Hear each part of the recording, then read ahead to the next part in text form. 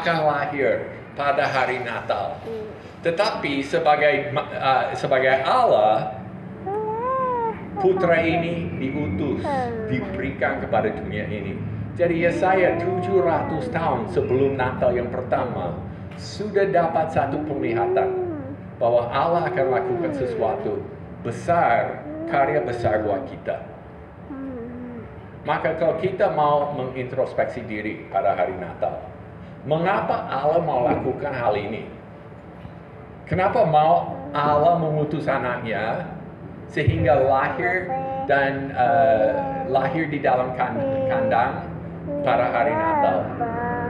Di sini kalau kita menilai apa yang dilakukan oleh Allah, kita bisa menilai dua hal. Pertama, siapakah kita? Dan kemudian, siapakah Tuhan yang memberi putra ini kepada kita? Ya, kita tahu di dalam kejatuhan, di dalam dosa, Adam dan Hawa waktu melanggar hukum Allah dan makan buah apa yang dimakan? Durian, betul.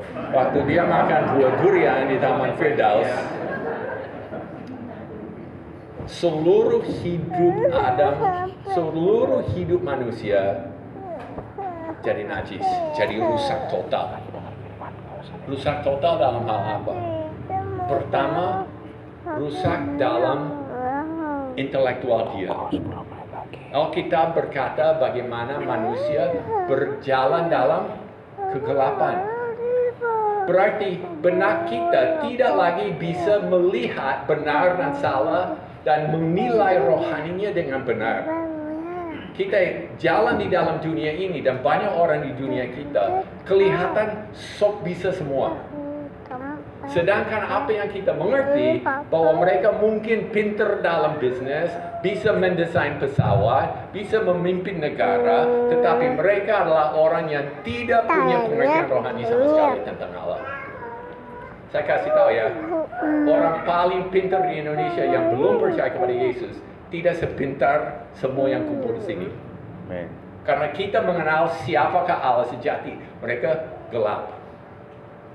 Presiden di Indonesia yang punya kuasa, punya pengaruh besar dalam hal rohani, dia kalah jauh sama Anda. Kenapa? Kejatuhan dalam dosa. Mereka tidak bisa mengenal kebenaran. Intelek sudah rusak. Kata Paulus di dalam Roma, bahwa manusia tidak bisa menilai atau membedakan kebenaran. Kenapa? Pikirannya telah menjadi gelap. Tapi bukan hanya itu. Waktu Adam juga jatuh di dalam dosa. Dia jatuh dalam dosa dan hati dia menjadi rusak. Hati dia adalah pusat keinginan dan kehendak. Sebenarnya dosa Adam bukan hanya semata-mata mau melanggar hukum Allah, tetapi Adam dicobai oleh iblis dengan satu kalimat yang menarik. Kalau makan buah ini akan menjadi seperti Allah. Coba saudara pikir. Adam adalah puncak dari ciptaan Allah. Ya, ada segala ciptaan, ada alam semesta, ada binatang, kemudian ada manusia. Adam paling puncak. Hanya satu di atas Adam, yaitu Tuhan. Tapi Adam tidak puas. Sehingga iblis datang dan berkata, kau makan buah ini akan tukar posisi dengan Allah. Sekarang Allah di atas, Adam nomor 2, ranking 2. Mungkin Adam pulang kampung, orang tua bilang, ranking berapa? Ranking 2. Wah, anak saya celaka kan. Ini bukan ranking 2, Adam ingin ranking 1. Dia ingin menjadi penguasa dari semua. Itu adalah asal mulanya kenapa Adam mau ambil buah ini dan makan. Maka hati Adam tidak puas menjadi 2, dia harus jadi 1. Dia mengambil buah dan makan. Intelek jadi gelap. Hati mau mentuhankan dirinya, tidak mau mentuhankan Allah. Yang ketiga kita lihat emosi Adam. Waktu Adam jatuh dalam dosa, emosi dia juga kena pengaruh besar. Manusia diciptakan oleh Allah untuk bersekutu dengan Allah. bersatu dengan Tuhan. Tetapi setelah makan buah ini, apa yang terjadi? Adam menyembunyikan. Oke, maaf ya. Di dalam Alkitab, mungkin ini ayat kedua yang paling lucu bagi saya. Ayat pertama yang paling lucu di seluruh Alkitab menurut saya adalah waktu Musa sedang berjalan di atas gunung. Kemudian dia lihat semak yang menyala-nyala dan tidak terbakar. Kemudian apa yang ditulis di Alkitab? Musa berpikir, aku akan ke sana untuk melihat mengapa ini menyala-nyala dan tidak terbakar. Konyol ya, menurut saya lucu. Kalau saya lihat semak menyala-nyala dan tidak terbakar, saya tidak akan, kenapa ya? Saya akan, wow, gila. Ya, saya akan terheran-heran. Musa, kenapa ya? Coba kita meneliti. Nah, bagi saya itu paling lucu di seluruh Alkitab. Ini yang kedua. Adam biasa jalan dengan Tuhan. Berapa lama Adam di Firdaus sebelum dia makan buahnya? Bukan cuma 1 hari loh. Bisa berapa tahun, ribuan tahun, kita tidak tahu. Dia sudah mengenal Tuhan. Dia sudah dengar semua dari hati Tuhan, tahu kepribadian Tuhan. Akhirnya apa? Tuhan datang. Adam tahu dia berdosa. Sehingga dia berpikir, oh gampang. Tuhan datang, saya ke belakang semak aja. Pasti Tuhan tidak akan melihat. Konyol ya. Adam kok goblok sekali. Sama sekali dia nggak bisa berpikir dengan jelas lagi. Seolah semak bisa menyembunyikan dia dari Tuhan. Dan Adam diciptakan oleh Tuhan untuk hidup di dalam persekutuan dengan Tuhan. Dan karena dia makan buah ini, dia mati. Mati dia tidak langsung mati. Dia mati dalam hubungan. Kalau orang bersalah terhadap kita, kita bilang, orang itu sudah mati terhadap saya. Saya anggap orang itu sudah tidak ada. Jadi musuh benar. Adam sudah jadi musuh dengan Tuhan. Sehingga manusia yang menjadi manusia yang puas di dalam hubungan bersama dengan Tuhan, sekarang hubungan itu jadi rentan. Dan tidak lagi memberi satu kepuasan di dalam jiwanya, tetapi sekarang hanya mengisi hati dia dengan kecemasan, kekhawatiran, ketakutan, dan keterasingan. Kita tidak perlu melihat terlalu jauh. Dunia ini berapa anak sekarang harus minum obat antidepresi, orang tidak bisa tidur, orang stres. Kenapa? Karena tidak punya hubungan kedekatan emosi lagi dengan Tuhan. Intelek, hati, emosi, dan fisik. Akhirnya Adam benar mati. Dia mati dan dia dihukum oleh Allah. Dan setiap orang yang dilahirkan oleh manusia di dunia ini juga lahir dan sejak hari pertama menuju satu hari di mana mereka akan lenyap dari bumi ini. Jadi Natal memberitahu sesuatu tentang diri kita. Apa yang itu beritahu? Kita rusak total. Tetapi dari Natal kita belajar sesuatu penting tentang Allah. Apa yang kita belajar tentang Allah? Dia adalah penasehat ajaib. Kenapa kita perlu penasehat ajaib? Karena kita berjalan dalam kegelapan.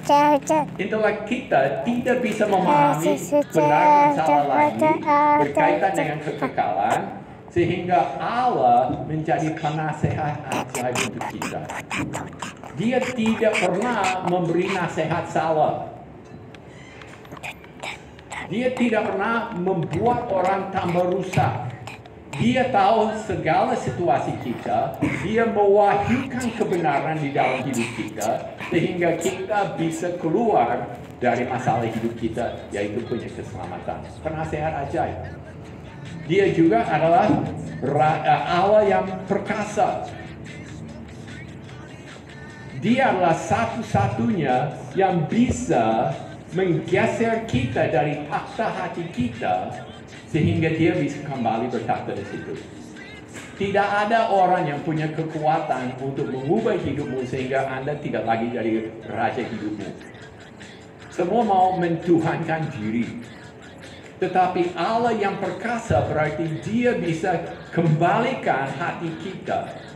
Sehingga Allah tidak lagi jadi budak atau hamba kita, tetapi sekarang Allah bertakhta di atas takhta dan kita menjadi anaknya, menjadi pelayan Dia.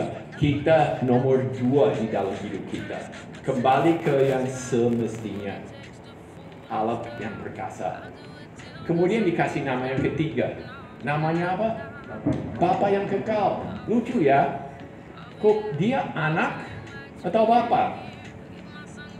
Nah, ini banyak orang Kristen salah membaca Alkitab. Mereka membaca Perjanjian Lama dari perspektif gereja, perspektif Perjanjian Baru. Tetapi waktu Yesaya menulis ini, tidak ada doktrin Tritunggal. Jadi apa yang dimengerti oleh Yesaya mengenai seorang bapa? Nah, ini saya belajar waktu datang ke Indonesia. Lucu sekali waktu datang ke Indonesia. Karena di sini masih zaman Soeharto. Ya. Oke, saya datang ke Indonesia, ada Presiden Soeharto. Saya lihat pidato di TV. Biasanya tiap malam jam 10 dia gunting pita di mana. Itu kemudian habis gunting pita dia duduk. Terus warga datang memberi pertanyaan, dia jawab. Ya. Waktu mereka mau mengajukan pertanyaan kepada Presiden di Indonesia, mereka datang. Misi, saya mau tanya kepada Bapak. Karena dia adalah Bapak Indonesia. Dia disebut Bapak sampai di spanduk besar di Jakarta. Terima kasih Bapak. Saya pikir heran loh. Saya nggak pernah berpikir untuk ketemu Donald Trump dan bilang, Bapak terima kasih. Dan saya nggak pernah lihat Donald Trump sebagai figur ayah. Tetapi justru di sini kita lihat lebih dekat kepada pengertian Alkitab. Seorang bapa akan memelihara, akan menolong supaya semua bisa hidup dalam satu keserasian. Menjaga keluarga, menjaga situasi, sehingga dia bisa mengembangkan manusia jadi baik. Nah, di sini kita lihat Bapa yang kekal berarti apa? Yesus, dia memulihkan keterasihan kita. Dia membuat supaya kita bisa kembali bersekutu bersama dengan Tuhan dan berjalan tidak lagi di dalam kegelapan. Nama yang keempat apa? Raja dan Raja Damai. Ini bicara mengenai fisik kita. Bahwa Kristus sebagai Raja Damai memulihkan hubungan kita dengan Allah sehingga kita tidak lagi jadi musuh Allah, tapi kita sekarang bisa kembali diperdamai dengan Allah dan hidup selama-lama dengan Dia.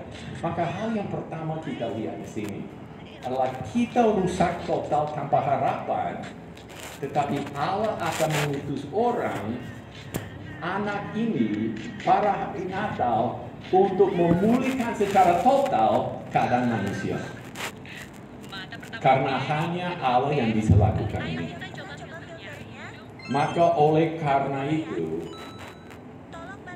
Mesias ini diberi sesuatu dari Bapa, yaitu sebuah kerajaan. Maka di sini kita lihat di ayat yang berikut, satu penjelasan mengenai kerajaan yang diberikan. Mengapa Mesias ini patut disembah sujud oleh kita? Mengapa kita melayani Raja ini? Mulai nomor 1. Yesus memberi kemenangan terbesar. Kenapa Yesus layak disembah sujud oleh semua bangsa? Karena Dia meraih kemenangan terbesar. Manusia tidak bisa memulihkan situasi, Yesus datang. Dan secara tuntas, kita sekarang bisa diterima kembali oleh Tuhan. Saya berpikir banyak orang di sini ingin situasinya jadi baik, tetapi tidak berdaya. Satu penyakit menurut saya di sini adalah penyakit pembiaran. Kita kalau ada masalah, kita membiarkan dan seolah-olah Nggak tahu caranya apa, tapi mungkin akan selesai sendiri. Tidak proaktif, tidak ambil inisiatif. Kenapa? Ya begitulah. Itu kayak takdir saya, fatalisme. Tetapi Allah melihat keadaan kita dan Dia tidak, gimana ya, mereka sudah makan buah. Aku nggak kepikiran loh waktu ciptakan mereka. Gimana caranya? Tapi Allah berkata tidak demikian. Aku punya rencana. Aku ada solusi. Dan solusi itu tuntas. Bukan mudah-mudahan, bukan insya Allah, bukan kalau kamu kerja keras mungkin itu bisa. Tetapi Dia meraih kemenangan terbesar. Kenapa? Karena Dia datang mengalahkan musuh. Banyak orang tua mau damai di rumah, betul? Kalau punya anak kecil mau damai enggak? Anak berteriak, marah-marah, banting pintu. Orang tua mau apa? Diam! Yang penting tenang di rumah, betul? Tetapi itu bukan damai. Itu tidak menyelesaikan masalah. Itu hanya mengubah situasi sehingga kita tidak terganggu lagi. Tetapi Yesus tidak datang kepada orang berdosa. Diam! Damai. Shalom yang diberikan oleh Tuhan adalah Tuhan datang untuk mengalahkan musuh kita. Jadi Dia meraih kemenangan yang besar karena Dia melihat musuh kita, setan, dosa, kematian, dan Dia hadir di tengah-tengah itu untuk memusnahkan. Tidak ada yang memiliki kemenangan lebih besar daripada Yesus.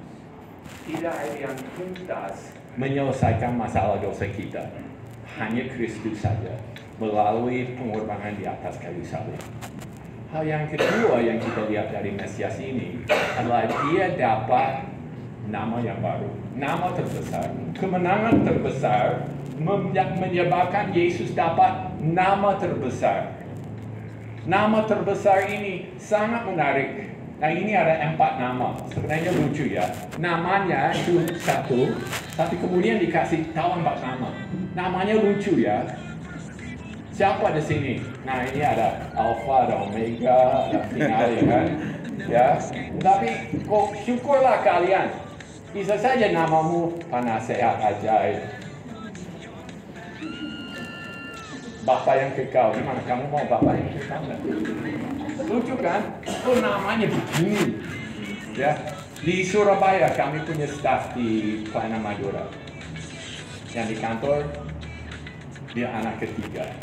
Kakaknya Renungan Hati namanya. Nomor 2 taati perintah. Oh bukan, taati firman. Itu nomor 2. Yang ketiga yang kerja di kami Kudus Niatwati. Tapi itu tidak paling aneh. Di situ juga kami ada staff dari Nias. Namanya siapa tahu. Saya kemarin bilang ke dia, masih mendingan. Bagaimana kalau Bapak bilang, siapa kamu? Nah itu lebih buruk lagi kan. Jadi orang bisa kasih nama yang aneh-aneh begini. Tetapi nama ini sebenarnya adalah gelar yang diberikan kepada Yesus, bukan nama. Tetapi di dalam Alkitab, Yesus juga diberi nama. Waktu Yesus lahir diberi nama. Apa nama yang diberikan ke anak Allah? Yesus kan? Yesus. Kan? Malaikat Jibril datang di dalam Lukas pasal yang pertama berkata ke Maria akan lahir seorang anak dan namanya Yesus. Kepada Yusuf juga dikatakan anak ini akan diberi nama Yesus. Nama Yesus apa? Apa artinya? Yahweh menyelamatkan. Yesus. Yahweh menyelamatkan. Nah ini nama Yesus. Waktu Allah mengambil daging diberi nama Yesus. Allah datang untuk menyelamatkan. Nah sekarang di Filipi 2, Yesus kembali ke surga. Dan waktu dia kembali ke surga, dia diberi nama lagi. Nama di atas segala nama di mana setiap lutut akan bertelut, Setiap lidah akan mengaku, apa namanya? Yesus adalah Tuhan. Pintar Pak Yusuf, pintar ya. Saya mau tanya, sebelum Yesus dikasih nama Tuhan ini, berarti dia bukan Tuhan. Tapi kenapa kalau dia sudah Tuhan, kenapa diberi nama Tuhan? Nah, ini nggak sepintar dia. Coba saudara lihat. Karena kemenangan besar ini, Yesus diberi nama terbesar. Waktu Allah mengambil daging, diberi nama Yesus. Sekarang Yesus kembali ke surga, tapi waktu dia kembali, dia membawa daging ini. Sebelumnya di surga, dia tidak punya daging. Daging itu dari inkarnasi. Waktu dia lahir, kuburan Yesus, ada mayat atau tidak? Waktu dia bangkit. Nggak ada, kan kosong. Berarti dia bangkit dalam tubuh. Sehingga dia kembali ke surga, bawa daging dia. Dan di surga, waktu dia kembali ke surga, dia merayakan kemenangan yang besar di surga dengan diberi nama baru. Namanya apa? Tuhan. Tuhan itu adalah Kristus yang menggenapi rencana keselamatan Bapa. Anak telah menggenapi itu semua, dia kembali ke surga, dirayakan bersama. Satu event di dalam sejarah manusia dengan diberi satu gelar baru. Tuhan, Allah menjelma menjadi manusia, telah menjadi korban dan bangkit. Jadi Yesus karena kemenangannya terbesar, sekarang diberi nama terbesar. Dan karena dia punya kemenangan terbesar, punya nama terbesar, dia diberi kerajaan terbesar. The greatest victory, the greatest name, the greatest kingdom. Coba lihat kerajaan dia. Besar kuasanya dan damai sejahtera, tidak akan berkesudahan. Berarti apa? Kerajaan ini selama-lamanya. Kekal adanya. Setiap kerajaan ada naik, ada turun. Manusia udah capek hati. Keinginan untuk seorang raja yang adil, yang baik, yang akan memelihara orang, yang akan bukan seperti Saddam Hussein, bukan seperti Bashar Assad, bukan seperti Donald Trump. Kita berharap ada seorang pemimpin raja yang adil, yang baik, tetapi semua mengecewakan. Dan setiap kerajaan yang lahir dan dibesarkan oleh seorang politikus akhirnya juga berlalu. Roma, Persia, Amerika nanti juga berlalu. Indonesia juga nanti berlalu. Semua akan berlalu, tetapi kerajaan ini tidak akan berlalu. Ingat di Daniel pasal kedua, Nebukadnezar punya mimpi mengenai sebuah patung. Dan di dalam mimpi dia apa? Kepalanya dari emas. Itu Nebukadnezar. Terus bahunya yang dipukul-pukul oleh Pak Hasa tadi jadi apa? Perak, ya. Kemudian bagian tengah dari perunggu. Kaki dari besi. Dan patung ini mewakili 4 kerajaan besar di dunia. Dan satu demi satu akan berlalu. Sehingga apa yang terjadi? Ada batu yang jatuh dari surga. Dan itu bertumbuh terus. Menghancurkan patung ini. Dan bertumbuh, bertumbuh, bertumbuh, bertumbuh. Tanpa berkesudahan. Ini kerajaan kita. Ini kerajaan Kristus. Tidak ada berkesudahan. Tapi akan terus datang untuk mengisi seluruh dunia. Ini sebabnya kita berdoa. Bapa kami yang di surga, dikuduskanlah namamu. Apa? Datanglah kerajaanmu. Inilah kerajaan yang kita doakan. Yang kekal, tidak ada berkesudahan. Kerajaan ini yang tidak ada batas. Takhta Daud dan di dalam kerajaannya. Tidak ada paspor, tidak ada batas. Kerajaan ini untuk semua orang.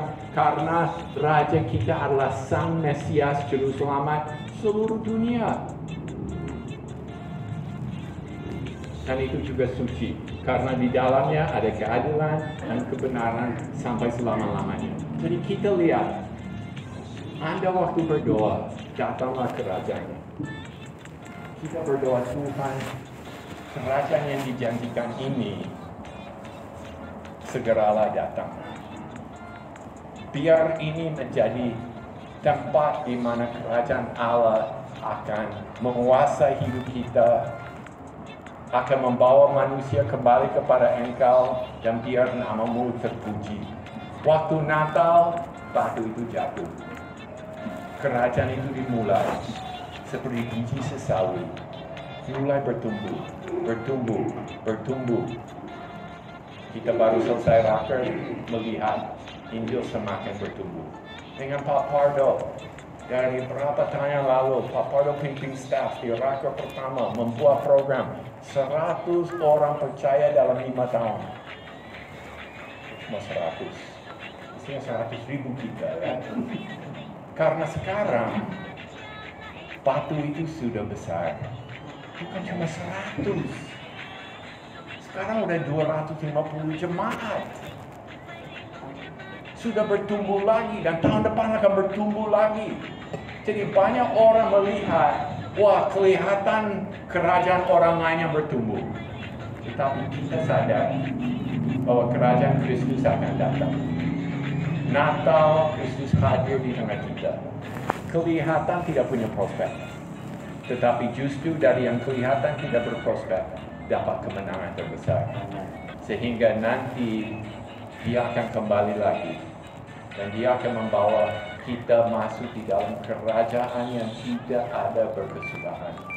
Dan Dia akan menjadi Raja kita selama-lamanya. Ini yang lahir. Ini yang dinubuatkan oleh Yesaya. Inilah Dia yang kita sembah suci, yang lahir pada hari Natal. Marilah kita berdoa.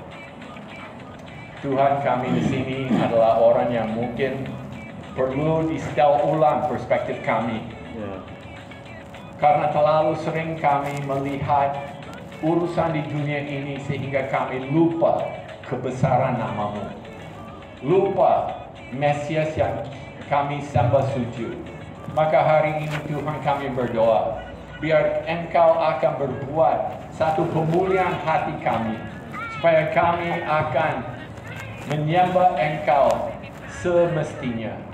Bukan hanya melihat Engkau yang tidak berdaya yang lahir sebagai anak di palungan, tetapi kami hari ini ingin melayangkan mata kami dan melihat Engkau Raja di atas segala raja, yang duduk di atas takhta dan juga akan datang kembali. Oh Tuhan, hari ini pada perayaan Natal ini, mengingat kedatangan-Mu yang pertama kali, kami hari ini mau berdoa kembali kepada-Mu.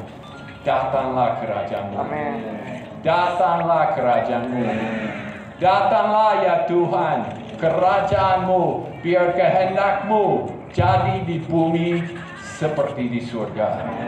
Pakailah kami Tuhan, supaya kerajaan-Mu segera datang dan nama-Mu dipermuliakan. Dalam nama Tuhan Yesus kami berdoa. Amin.